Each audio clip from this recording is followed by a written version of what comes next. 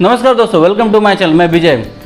दोस्तों, हम सभी अपने ईश्वर से प्रार्थना करते हैं सुख शांति समृद्धि के लिए, लेकिन लाइफ में कुछ एक ऐसा इंसिडेंट आ जाता है या कुछ ऐसा फेज आता है या कुछ ऐसा इवेंट हो जाता है जो हमारे फेवर में नहीं रहता है। तो इससे हमारे भगवान के प्रति डाउट होने लगता है, उनके एक्शन पर डाउट होने लगता है, अपना बिलीव लो हो जाता है, फेथ लो हो जाता है।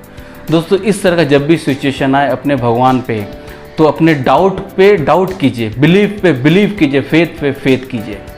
दोस्तों, आपका अगर टोटल सरेंडर रहेगा भगवान के प्रति, तो आपके लाइफ में कोई भी चैलेंजेस है, कोई भी प्रॉब्लम, आप आराम से उसे पार लगा सकते हैं। मैं इस टोटल सरेंडर को आपको समझाने का कोशिश करता हूँ।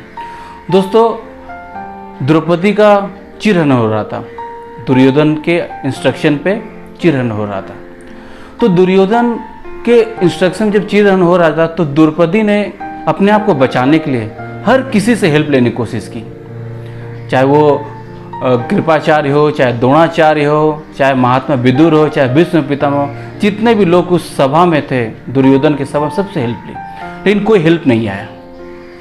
चिरहरण चल रहा है, अब क्या किया जाए। उसने सोचा चलिए गॉड को ट्राई करते हैं। उसने एक हाथ से अपना पल्लू पकड़ा और दूसरे हाथ से कहा श्री कृष्णा।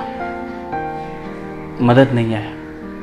जब एक लाइफ में ऐसा पॉइंट आया उसका चिरहरण का, उसने सोचा अब तो कोई उपाय नहीं है। उसने क्या किया, दोनों हाथ से उठा के कहा कृष्णा। फिर हेल्प आया। इसमें लेसन क्या है? पहले उसने खुद कोशिश की, मैं हूं, अकेले संभाल लूंगा, हर किसी से हेल्प ली, नहीं हुआ। फिर सोची थोड़ा मेरा भी ट्राई करते, थोड़ा भगवान का ट्राई करते, नहीं हेल्प आया। लेकिन जब वो पूरी तरह सरेंडर हो गई, तब जाके हेल्प आया।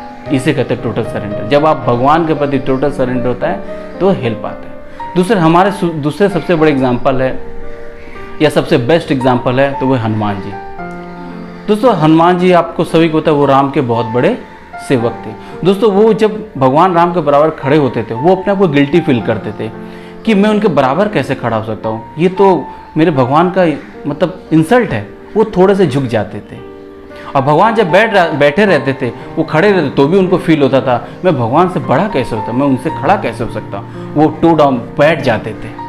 उनको लगता नहीं, मैं भगवान से हमेशा ही नीचे रहूँगा। दोस्तों, जब लंका विजयी हो गया, भगवान राम सब सेना को कुछ ना कुछ गिफ्ट दे रहे, सबको कुछ दे रहे, तो सीता माँ ने देखा कि एक जगह हनुमान जी बैठ के भगवान का नाम ले रहे हैं। उन्होंने सीता जी ने चुपके से राम जी का देखिए हनुमान जी को। फिर प्रभु राम ने हनुमान जी के पास गए, जब अपने भगवान को फील कर पाए तो हनुमान जी आँख खोल दिए।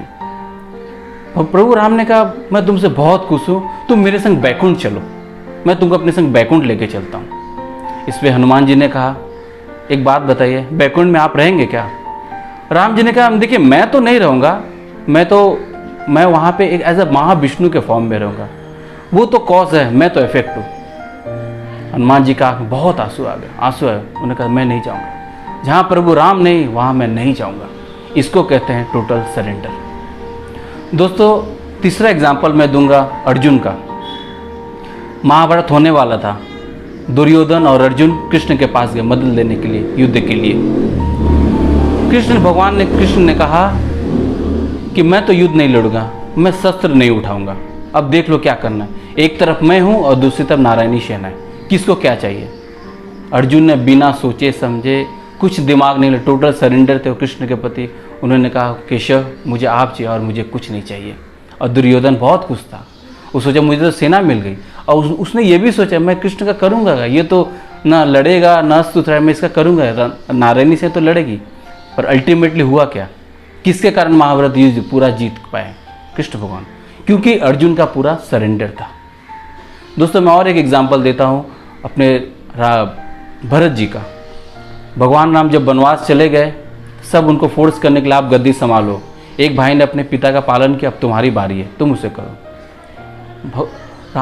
भरत ने कहा कि मैं नहीं बैठ सकता, अगर मैं बैठा तो ये धरती रसातल को धरती माता बर्दाश्त नहीं कर पाएगी, वो रसातल को चल जाएगी। सब गुरु महात्माओं ने कहा ये क्या कह रहे हो, जब इस धरती पे हिरण्यकश्यपु जैसे राक्षस आए, ये धरती रसातल को नहीं चाहिए, और एक भरत जैसा महात्मा आ जाएगी, ये धरती माँ कैसे रसातल को चल जाएगी? इस पे भरत का जवाब सुनिए। उसने कहा धरती माँ को पता है कि हिरण्यकश्यपु राक्षस है, वो उनका बोझ सह लेगी, लेकिन जब हिरण्याकश्यप का काम राम का भाई करेगा तो धरती में बर्दाश्त नहीं, वो रसातल को चल जाएगी। वो नहीं बैठे तो नहीं बैठे, क्योंकि वो अपने राम के प्रति, अपने भाई के प्रति टोटल सरेंडर थे।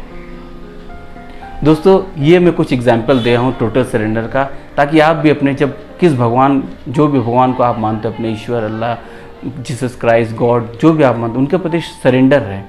आपका काम एक ना एक दिन जरूर होगा। आप इस तरह भी सोचिए कि कभी कभी आपने देखा होगा कि रास्ता क्रॉस कर रहे, बाप अपने बेटी या बेटे को रास्ता क्रॉस कर दे, तो कभी कभी पापा उसके आगे जाते हैं, कभी पीछे आते हैं, थोड़ा रुक जाते हैं। कभी आपने ऑब्जर्व किया, बच्चा सिर्फ खेलता रहता है, क्योंकि उसको पूरा फेथ है अपने पापा के, वो हमको रास्ता क्रॉस करा सकता है। इस रास्ता क्रॉस में कुछ भी हो सकता है। ऐसा नहीं कि वो बच्चा एक उंगली पकड़ा, देखा डाउट, ये अंकल बाहर नीचे आगे जा रहा है, पीछे आ रहा है, रुक जा रहा है, तो उंगली छोड़ के दूसरा उंगली पकड़ना। टोटल सरेंडर होना चाहिए। दोस्तों, ये वीडियो आपको अच्छी लगी हो और आपके लाइफ में कुछ वैल्यू एडिशन कर रही हो, तो इसे लाइक करें, कमेंट करें, शेयर करें, इस वीडियो की स्प्रेड करें, ताकि हमारे भगवान के प्रति फेथ, अपने ईश्वर अल्लाह के प्रति फेथ और बढ़ता रहे। नमस्कार दोस्तों।